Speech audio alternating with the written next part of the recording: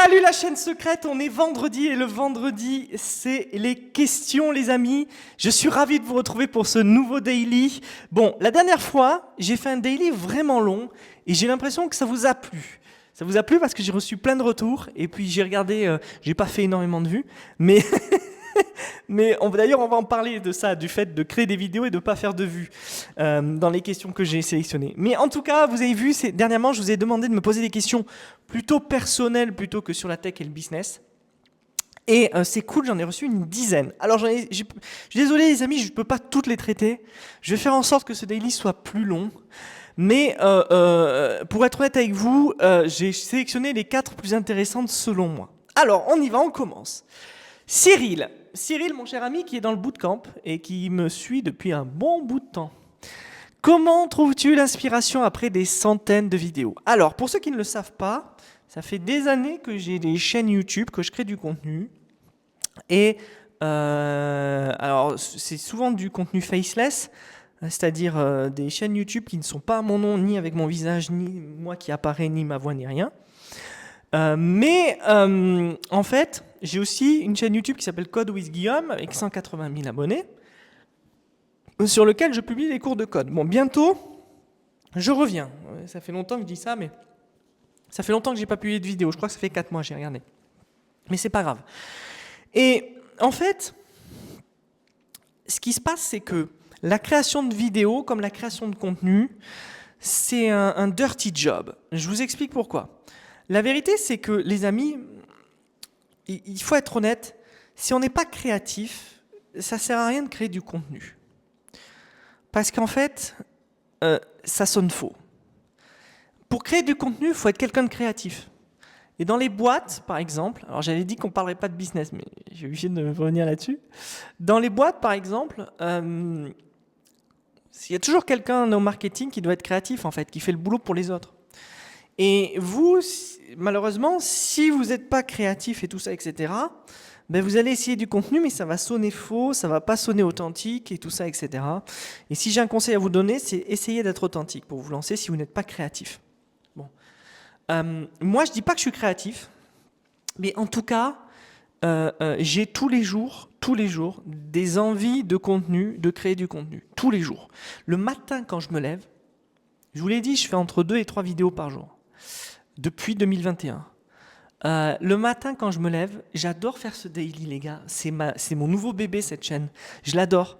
Je suis trop content. Je suis trop content d'être là, de vous parler. Je suis trop content de vous délivrer de la valeur.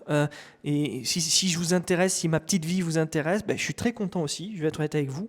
Même si, honnêtement, ça ne vous apporte rien, ni à vous, ni à moi. Mais peut-être que ça vous apporte du plaisir. C'est pas ce que je veux dire. Mais j'adore être ici, quoi. J'adore être ici et faire ce contenu.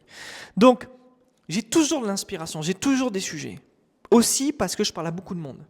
Et c'est pour ça que j'ai créé cette chaîne, c'est pour parler à beaucoup de monde. D'accord? J'ai créé cette chaîne pour créer des connexions, peut-être avoir un intérêt business, mais ça j'en doute, je ne sais pas encore. Mais c'est surtout pour avoir des connexions et puis aussi pour créer des relations comme ça. Internet, ça sert à ça. Internet, ça sert à communiquer. Communiquer, ça sert à créer des relations. D'accord? Voilà. Après, sur Internet, maintenant, il y a beaucoup de gens qui créent des relations uniquement par intérêt, et en fait, ça ne marche pas. On pourra en parler une autre fois, mais c'est un sujet assez intéressant. Quand on est trop intéressé, évidemment que ça ne fonctionne pas. Mais bon, moi, l'idée, c'est que, en fait, j'ai créé toutes ces vidéos sans poser de questions. Je me suis mis, en fait, j'ai mis, entre guillemets, ma peau sur la table, même si je considère que je l'ai mis à moitié parce que j'ai un peu stoppé le process pour faire d'autres choses. Mais comment je trouve encore de l'inspiration? Eh bien, c'est tout simple. Dès que j'ai une idée, je le fais. Je vous donne un exemple. La semaine dernière, j'ai créé un site web qui s'appelle That's a Cool Work. C'est simplement un site web sur lequel je vais poster les jobs que j'aime. Voilà. Je vois des jobs un peu partout parce que je regarde ça pour les développeurs que je connais, ceux qui me demandent de l'aide, ceux qui me demandent du coaching et tout. Et dans l'idée... simplement, je me suis dit, je vais tout regrouper sur un site web et je vais poster ça. That's a cool work. Voilà. Alors, en fait, je ne sais pas si j'aurais dû le faire sur mon site web, guillaume.co ou quoi, etc. Mais bon, anyway, c'est pas très grave. Donc, comment est-ce que je trouve de l'inspiration encore? C'est extrêmement simple. C'est dès que j'ai une idée, bam, je le fais. Et j'ai des idées tous les jours. Le truc, c'est que les idées, ça vaut rien. Ce qui compte, c'est l'exécution. Ce qui compte, c'est de le faire. Et moi, je me suis rendu compte, je vais pas mettre sur un papier un truc et le faire 10 jours plus tard. Il faut que je le fasse le jour même, sinon je le ferai jamais. C'est aussi ça le truc. Donc voilà, Cyril, je sais pas si ça répond à ta question, mais en fait, je fais beaucoup de veille aussi. Je fais beaucoup de veille, je regarde en ligne ce qui se fait, je regarde ce qui est intéressant, et notamment pour ma chaîne Code with Guillaume. Là, j'ai stoppé parce que l'IA a vraiment changé beaucoup de choses, et je me suis même demandé si je ne transformerais pas la chaîne en un truc qui part sur l'IA et tout ça, etc. Bon, la vérité, c'est que pour l'instant, j'avais d'autres choses à faire, donc j'ai pas eu le temps de m'y remettre. Deuxième question, les amis, Loïc. Mon cher Loïc, qui me suit aussi depuis un moment sur LinkedIn, mais c'est la première fois que tu poses une question et je suis content je suis content de t'avoir. Qu'est-ce qui te pousse à continuer à créer même quand les vues ne suivent pas? Eh bien, tu as 100% raison, Loïc. Sur cette chaîne, il y a 114 abonnés et j'ai pas tant de vues que ça en fait. Je dois avoir 30 à 40 vues par vidéo. Alors, je sais pas si les gens, j'ai pas très bien regardé, mais je sais pas si les gens ils regardent la vidéo plusieurs fois, parce que ça pourrait fausser la chose, mais je pense que 30 à 40 vues par vidéo, c'est en fait, c'est vous là, c'est ceux qui regardez maintenant, là, à combien on est? On est à 6 minutes 25, c'est vous qui regardez. C'est le cœur même de cette petite audience qu'on a créée ensemble. Vous êtes les hardcore followers en fait. Les hardcore followers, c'est vraiment les gens qui trouvent de l'intérêt, qui veulent regarder mes vidéos tous les jours.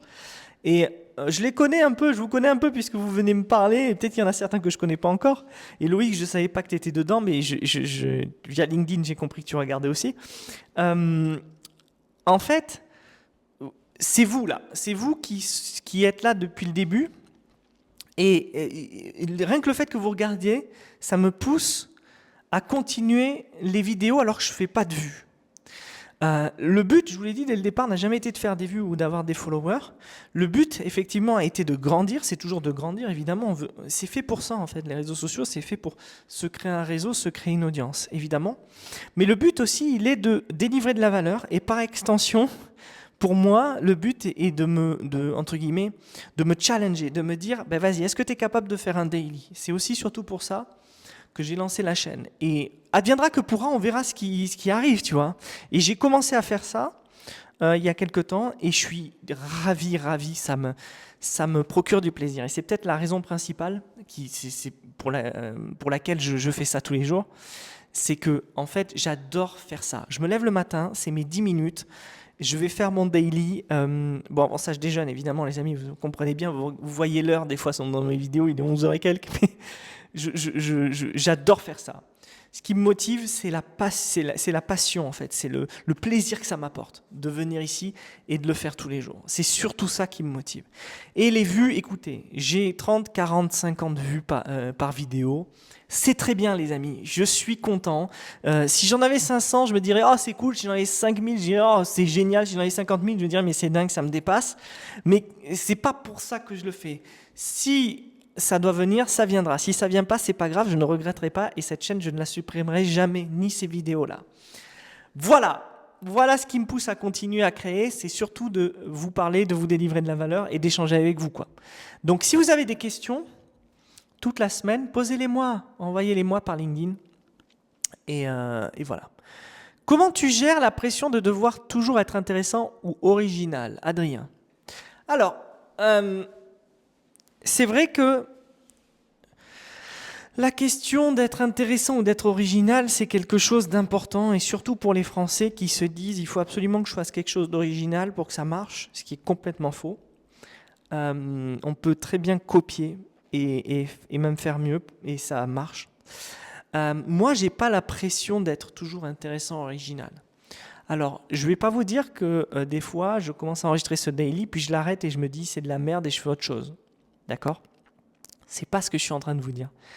Ce que je suis en train de dire, c'est que oui, ça m'arrive de me dire c'est de la merde, j'arrête, je fais autre chose, mais je me dis pas il faut que je sois le plus intéressant, le plus original possible.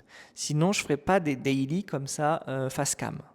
En fait, je serai dehors à sauter sur un trampoline ou à foutre le feu à la maison ou un truc comme ça, parce que je sais que ça fait des vues, je sais que c'est ça ce sur quoi les gens cliquent. Donc, J'ai une pression et j'ai pas une pression, Adrien. J'ai une pression de me tenir à mon engagement. Mon engagement, c'est de faire des daily tous les jours et de venir parler et de venir discuter de ce que j'ai appris la veille. En général, vous avez vu, quand vous suivez mes daily, je vous parle de ce que j'ai appris la veille. Ou je vous parle de ce que j'ai appris, bien sûr, il y a 10 ans par expérience, mais en général, le sujet, c'est vraiment un truc récent. Notamment quand je vous parle de Romain, qui, avec son associé, en fait, Romain, un entrepreneur français qui vit en France, et qui m'a parlé du fait que tout s'effondre dans sa boîte. D'accord ? Mais ça, il m'en a parlé la veille. C'est pour ça que je suis venu vous en parler. Moi, ça m'intéresse. Quand un sujet m'intéresse, je me dis qu'il va intéresser les autres, ce qui n'est pas forcément vrai. Mais donc, du coup, ça ne me met pas trop de pression parce que je me dis, je vais leur en parler à travers la vidéo et on va voir ce que ça va donner. Mais il ne faut pas se mettre la pression de devoir toujours être intéressant, original. C'est un jeu auquel tu ne dois pas jouer, surtout si tu crées du contenu ou si tu écris des articles ou si tu fais des vidéos, peu importe. Parce que c'est un jeu vraiment dangereux parce que tu vas passer ton temps à te comparer et tu n'auras jamais le niveau des meilleurs en ligne et tu n'auras jamais leur vue, tu n'auras jamais ci, tu n'auras jamais ça. Mais ça ne veut pas dire que tu ne peux pas faire quelque chose de bien, d'accord ? Ça ne veut pas dire que tu ne peux pas faire quelque chose de bien. Donc, il ne faut pas se mettre la pression, d'accord ? Bon. Une question de Jean-François. Est-ce que tu penses qu'un créateur doit tout montrer de sa vie pour réussir ? Alors, est-ce que tu penses qu'un créateur doit tout montrer de sa vie pour réussir ? Écoute, Jean-François, franchement, je pense que non. Et je pense que cette question, elle est un peu bête. Désolé de te le dire. C'est pas contre toi. Mais je vois ce que tu veux dire. Mais en fait, qu'est-ce qu'un créateur ? Il y a beaucoup de créateurs, en fait. Ils montrent rien de leur vie. On connaît rien, on sait rien sur eux. Mais pourtant, on est des fans absolus de leur art. On les admire pour ce qu'ils sont capables de faire.